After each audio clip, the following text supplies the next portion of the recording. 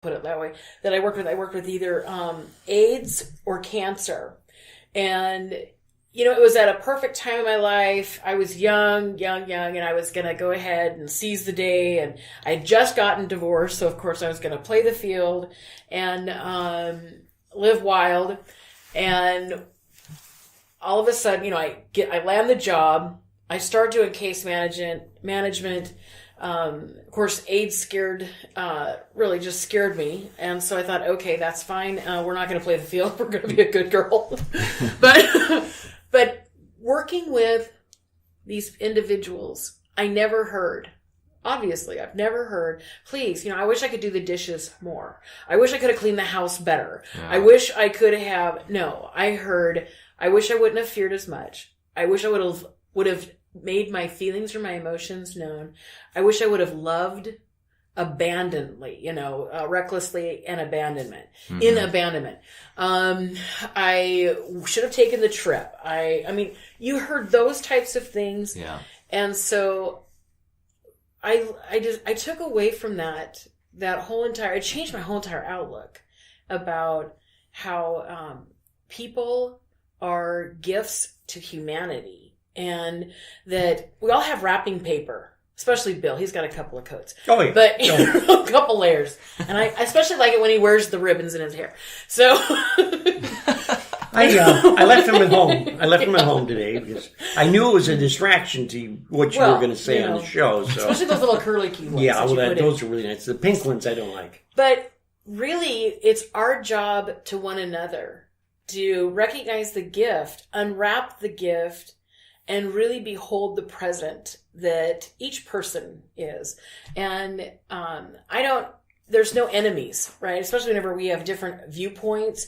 I get such, I enjoy listening to individuals that maybe I don't agree with on different points, but I can completely admire. Maybe it's tenacity or their courage or their inner strength or, whatever qualities. There's still that gift, whether I like the viewpoints or not. Yeah. And that's part of building those inner, deeper relationships that we don't have to. I think we've lost that in a way in our society where it's more, I'm right, you're wrong. Yeah. We draw firing lines instead of building bridges. And that's one of the things that I admire about you is that you have the ability to build those bridges. And, you carry that. And you make it look seamless, and I know it's not seamless because I've worked with people for so long, right? And especially with Bill, if you could build us a bridge. Bill has said nothing. He's been quiet. He's sitting over here, and I get ambushed again. Well, it's because you missed your bow in your hair. Yeah, that's it. So and the cue. You've got to get better about that. I'll try. So, but that is a quality that I admire about you, Mike, because you do have that ability to build those bridges. And that's a beautiful gift to all of us. Yeah. I think, I'll share real quick, one of my favorite sayings or quotes, and I'll probably butcher it, I always do for some reason, even though I say it often. But again, it goes back to the challenges and the trials that I've had to go through in my life. You never know what someone's going through.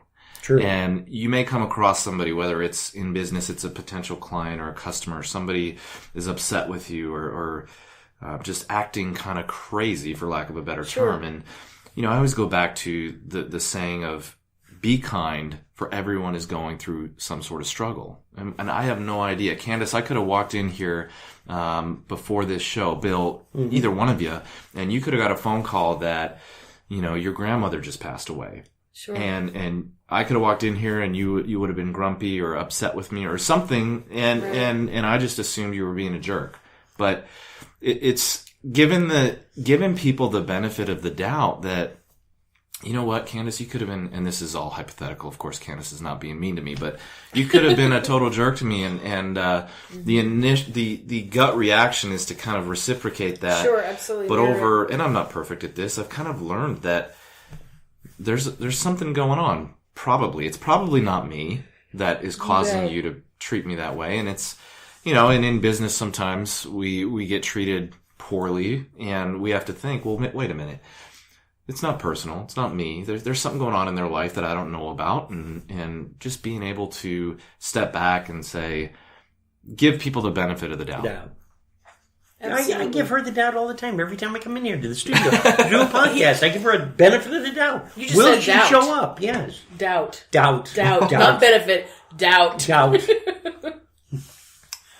Especially when you're emailing me at 3 o'clock in the morning. That's true. But I have replaced her. Amazon has come up with these little things called dots and echoes and all. It's wonderful. It really is. I get the last word, I ask a question, it answers it, and then shuts up. It's a wonderful thing. Well, you're not and going to get that a little light here. show on the top of it. It's just... You're not going to get that here, Bill. Okay. Make sure you send an invoice to Amazon now. Yeah, I know. Okay.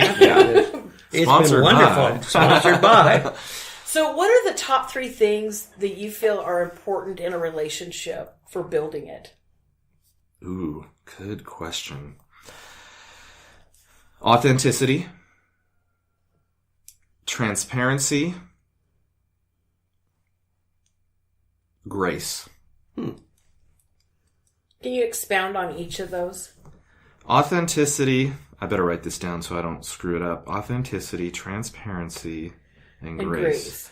So, yeah, I'll actually start authenticity. I just think that, look, there's so much fakeness, if that's the right word, out there, especially with social media. Unfortunately, we get into the habit, we get sucked into this trap of social media.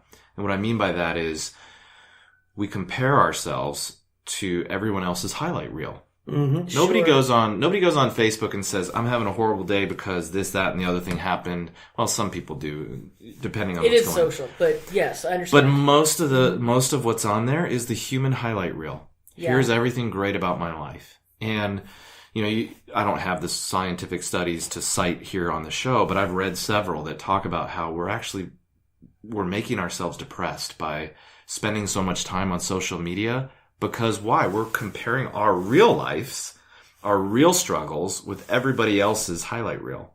Right. So we think something's wrong with us. Why am I not experiencing these things that these other people are?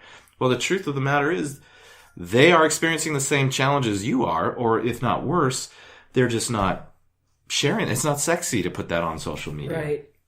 So I think authenticity, how that ties in is, just being truly authentic with people. That it's beyond, I don't know how many Facebook friends I have, but I can probably count on my fingers and toes how many of them are true, authentic friends. Right. And I think we all probably are guilty of that. Really, it should be titled, These Are My Acquaintances, that I may or may not have actually met in person. And they're Facebook people, whatever they are. And so I think authenticity is important to relationships because there's so much inauthenticity out there. Transparency, I just think that, I think humans, and again, I'm speaking to myself as well, we're just, by nature, we're kind of selfish. We're kind of self-interested. Sure. And I think that's just the human condition. And so transparency becomes important because we have to get beyond that. We have to get beyond just what's in it for me and what's important to me to have a true authentic relationship. There needs to be that open transparency. I don't know any relationship successful that's built off of being hiding and not being open and transparent and keeping secrets. I just don't know of any that is successful that's based on that. Yeah. And then grace, goodness. We hadn't talked about this yet, but I host a podcast with my wife called The Hard Love Show. And on our last episode that we just did, which is actually episode number 3, we're brand new. We're really excited. It's been a lot of fun. And if you want to know what it's like to do a podcast with your wife, just shoot me an email. We'll let you know.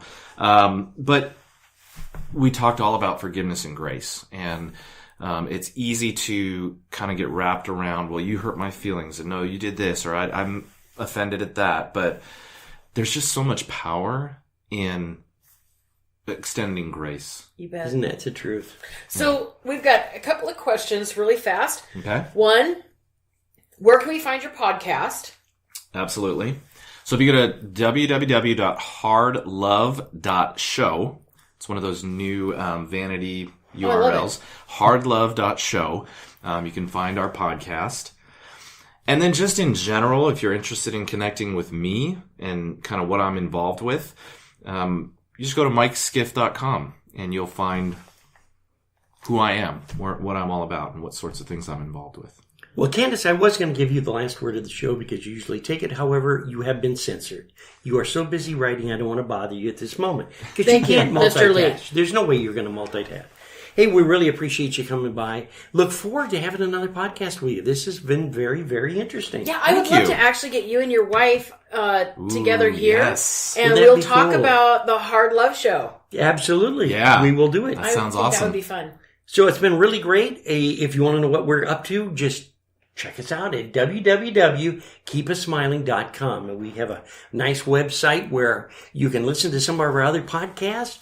We have special events where we're going to be speaking at or shows or whatever we're up to. So I've got to wrap it up. We're running out of time. Thanks so much for coming by. And Candace, I can't replace you this week because I didn't get my allowance yet. But the new dot is in the mail. Yes, it'll be here very soon. So remember, we want you to keep smiling until we see you again. Thanks, Mike. Bye-bye.